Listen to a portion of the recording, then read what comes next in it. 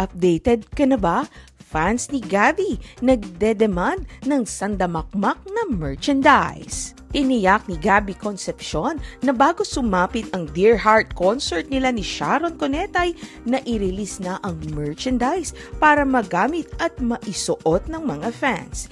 Dear Heart concert goes on stage this October 27 at the SM MOA Arena. Tulad ni Sharon, hindi raw magpapakabog ang ex-husband who was also merchandise for their loyal fans. Kinabibilangan ito ng t-shirt, cap at tote bag. Yun nga lang, mukhang hindi solve ang mga fans with just those. Humihirit din kasi sila ng tumbler at coffee mag. Katwiran ng mga fans, yun lang daw ay para maalala nila si Gabby sa tuwing magkakape sila. Yaman din lang daw na matatagalan pa ang susunod nilang reunion concert, lubos-lubusin na raw ng aktor. May request ding light stick ang mga fans ni Gabby. May mga light stick daw kasi ang Sharonians na nag-iiba-iba ang kulay. Sana rin daw ay isama na ito ni Gabby sa tumbler at coffee mug, plus the t-shirt, cup, and tote bag. I-pressure daw ba si Gabby? Depensa naman ng ilang nakakaunawang fans. More than the merchandise daw kasi ay mas dapat paghandaan ni Gabby ang kanyang song numbers. Lalo't balitang magkakagulatan na lang sila ni Sharon sa gabi ng pagtatanghal. But knowing how enterprising most Pinoys are, who knows na baka sa concert area ay maglipa na ang mga vendors selling such merchandise? Pilipinas, updated ka na ba? Fans ni Gabby nagdedemand ng sandamakmak na merchandise. Tiniyak ni Gabby Concepcion na bago sumapit ang Dear Heart concert nila ni Sharon Cuneta na i-release na ang merchandise para magamit at maisuot ng mga fans. Dear Heart concert goes on stage this October 27 at the SM MOA Arena. Tulad ni Sharon, hindi raw magpapakabog ang ex-husband who was also merchandise for their loyal fans. Kinabibilangan ito ng t-shirt, cap at tote bag. Yun nga lang, mukhang hindi solve ang mga fans with just those. Humihirit din kasi sila ng tumbler at coffee mag. Katwiran ng mga fans, yun lang daw ay para maalala nila si Gabby sa tuwing magkakape sila. Yaman din lang daw na matatagalan pa ang susunod nilang reunion concert, lubos-lubusin na raw ng aktor. May request ding light stick ang mga fans ni Gabby.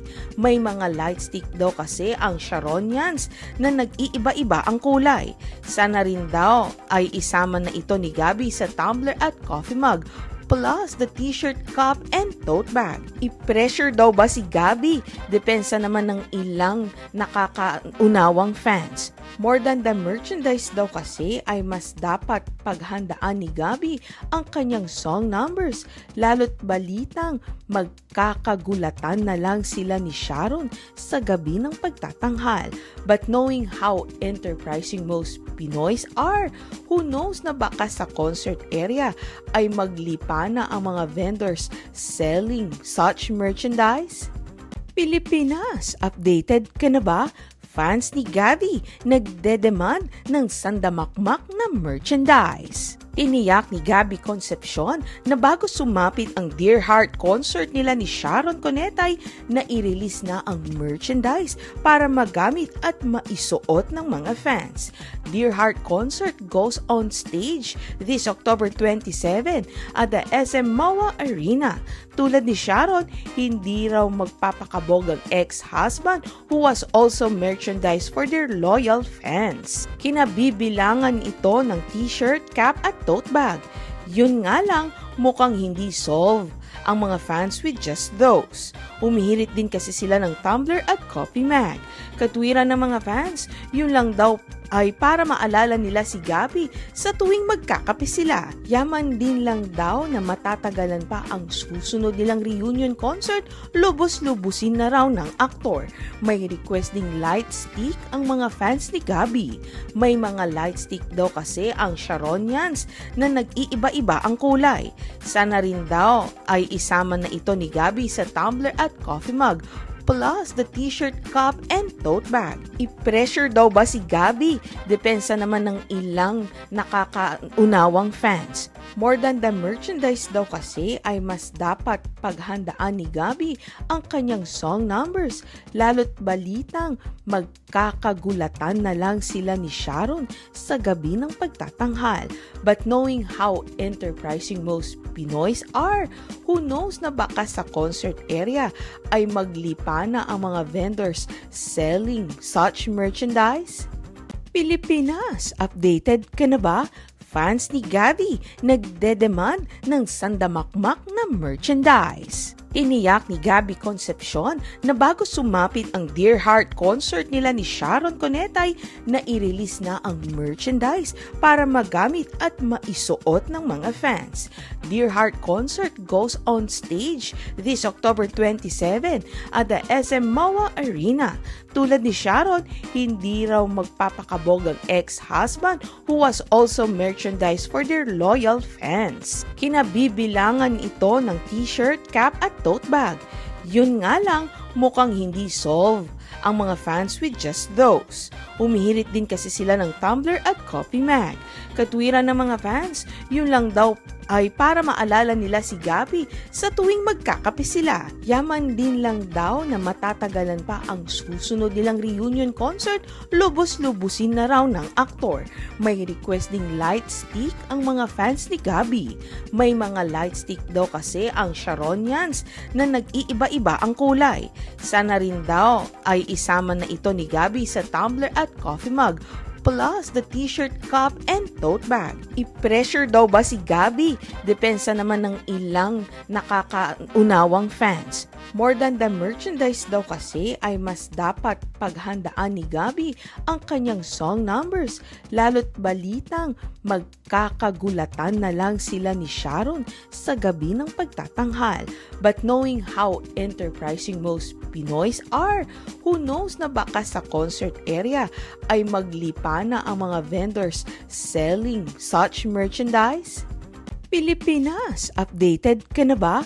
Fans ni Gabby nagdedemand ng sandamakmak na merchandise. Tiniyak ni Gabby Concepcion na bago sumapit ang Dear Heart concert nila ni Sharon Cuneta na i-release na ang merchandise para magamit at maisuot ng mga fans. Dear Heart concert goes on stage this October 27 at the SM MOA Arena.